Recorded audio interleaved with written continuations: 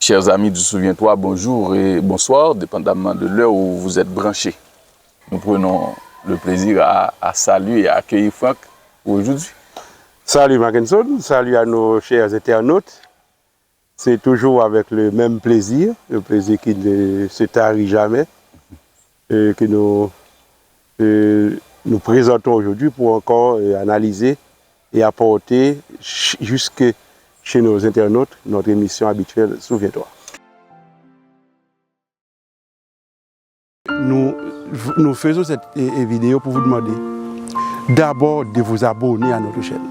Parce que lorsque vous suivez nos émissions, mais vous ne vous abonnez pas, YouTube ne comprend pas qu'il y a beaucoup de gens qui ont besoin de ces informations.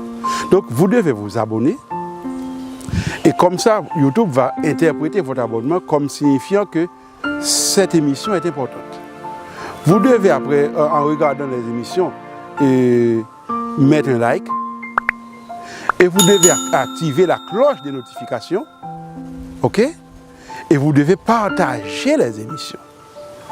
OK? Ça, c'est une obligation pour nous. Donc, c'est cette contribution que nous sommes venus vous demander aujourd'hui. Et, s'il vous plaît, demandez à vos amis de faire le même, de ne pas briser la chaîne, de faire en sorte que cette chaîne se maintienne vivante et qu'elle puisse inclure tout le monde. Donc, s'il vous plaît, apportez vous-même votre contribution. En faisant cela, c'est comme si vous étiez en train de répondre à Matthieu 28, versets 19 et 20.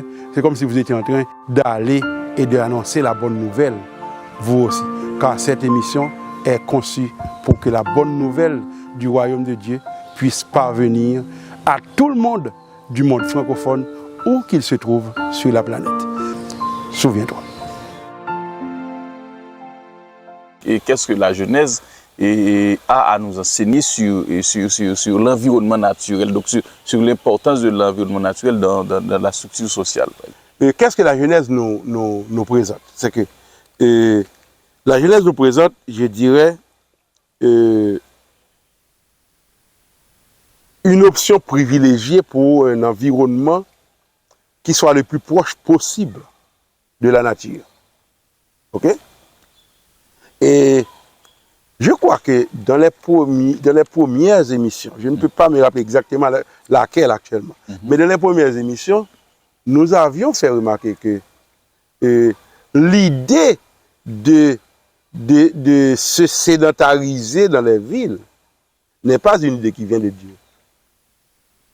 C'est les enfants de Caïn, les descendants de Caïn qui ont commencé à faire ça. C'est Caïn lui-même qui a bâti une première ville et à laquelle il a donné le nom de son fils, Enoch. Mais que le plan de Dieu, c'est un plan que l'homme se répande sur la terre et qu'il vive de préférence le plus proche possible de la nature. Et pourquoi? Parce qu'aujourd'hui, on peut constater aujourd'hui, il y a les études sont en train de nous dire que la qualité de la vie, lorsqu'on est le plus proche possible de la nature, on a une qualité de vie beaucoup mieux, on a une meilleure qualité de vie comparé à des gens qui vivent en grande densité dans des villes très peuplées. OK? Et même pour se nourrir, la recommandation de Dieu a été de rester le plus proche possible de la nature. Le premier régime que Dieu a donné avant le péché, c'est un régime uniquement de fruits, constitué uniquement de fruits. Après le péché, Dieu a ajouté à ce régime de fruits un régime, les éléments comme les céréales, les grains, etc., les produits de la terre. Après le déluge, puisque tout est vert, tout fruit a pendant un temps disparu de la terre, Dieu a permis aux hommes de se nourrir d'animaux. Mais même là encore, il avait déjà établi la distinction entre les animaux qui étaient comestibles et ceux qui ne pouvaient pas être mangés. Il a fait la différence entre les animaux purs et les impurs. Okay. C'est pour cela que eh bien, même dans l'âge, les animaux purs étaient en plus grande quantité.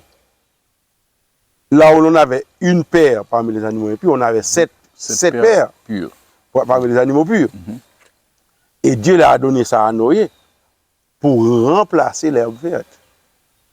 Donc l'idée qui est transmise dans ce texte, c'est l'idée que une fois que l'herbe verte revient, l'idéal c'est de revenir à l'herbe verte et d'abandonner le produit carné. Et tu te rappelles, nous avons analysé comment ce régime allait contribuer à une diminution drastique dans l'espérance et la qualité de vie de l'homme. Donc, ce que la Genèse nous montre, c'est que plus la vie est proche de la nature, plus on est proche de l'idéal de Dieu, et bien plus on a une meilleure qualité de vie.